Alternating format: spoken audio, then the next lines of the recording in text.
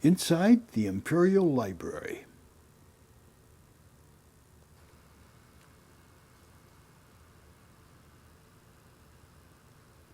The Imperial Library in the Katayama holds the largest collection of books in all of the empire.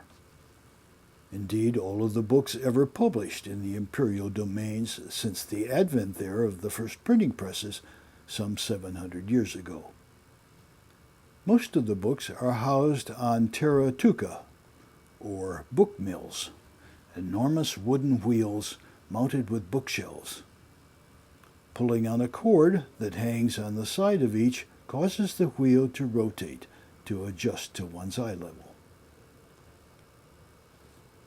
The figures in green robes are kimi detoki, or library monks, men and women who have chosen to dedicate their lives entirely to the consumption of the written word, usually sleeping under the building's awnings, or save during the winter months when they are permitted to spend the night in the back vestibule.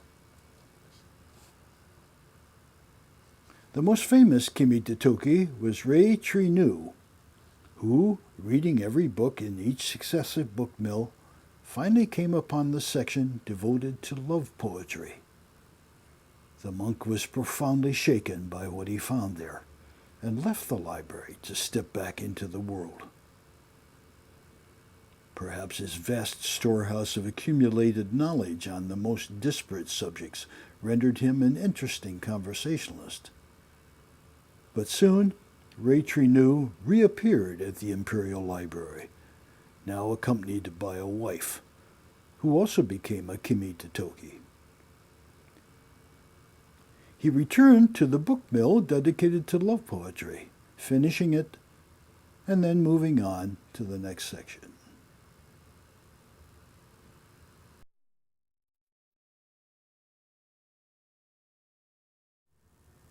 A schoolyard in Topla.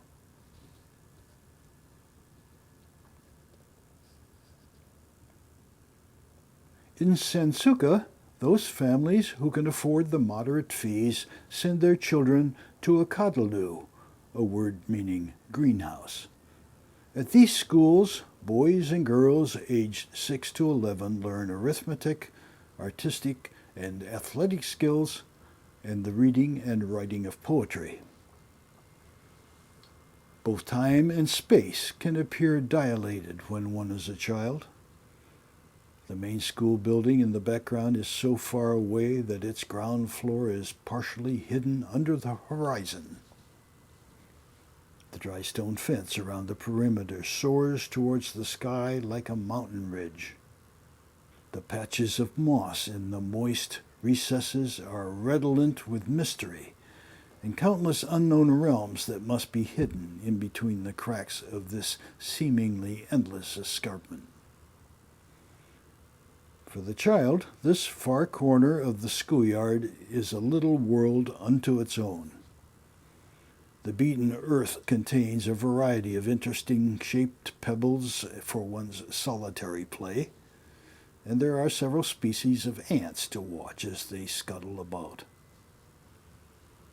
Trees are so tall that it would not even occur to one to see how far up they go. The schoolyard is subdivided into sections for the different age groups. This is the area reserved for the youngest children. Out in the distance stretch the glamorous lands of the slightly older children, those aged 8 to 9. And far beyond that, completely out of sight on the other side of the main school building, is the region reserved for the oldest students.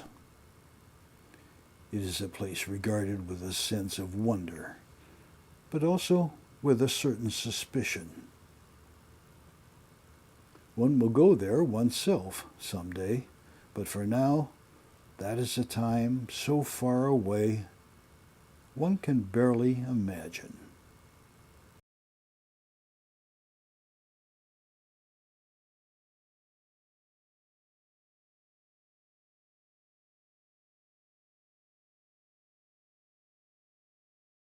Night market along Jajapi Beach.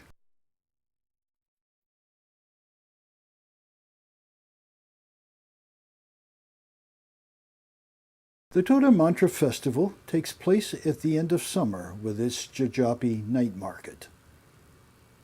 Along its walkway, vendors set up tents offering everything from cheap jewelry to foot readings. From the awning of each tent hangs a glass lantern known as a lolotopi, blown into a variety of amusing shapes. On the boardwalk, a little boy carries a stuffed octopus toy that he has won at one of the carnival games, symbolic as the octopus is the traditional emblem of Tofa, the luck goddess. An elderly man with a huge Chonyang amulet around his neck is speaking to his grandson, recounting how, when pirates first arrived, there were no houses along the edge of the beach. A Tofa temple stood in splendid isolation between the sand and the windswept trees. And then a wooden boxing arena with extravagant parties by the water until the clubhouse was destroyed in a fire. Crowds gathering and dissolving like the waves upon a shore. What does it all add up to?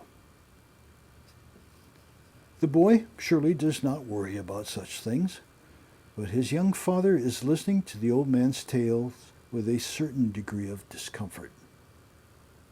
Perhaps he is wondering, what is it like at that age, knowing that all one's life is behind one?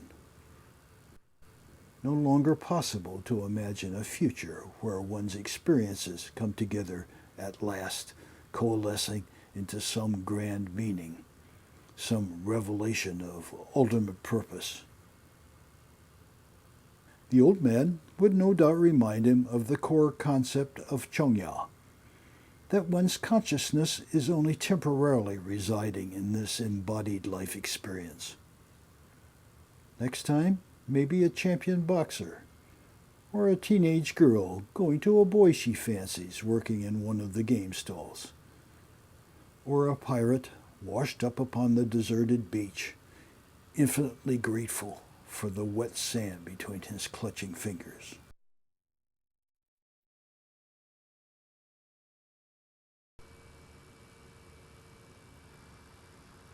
The view from Burrino.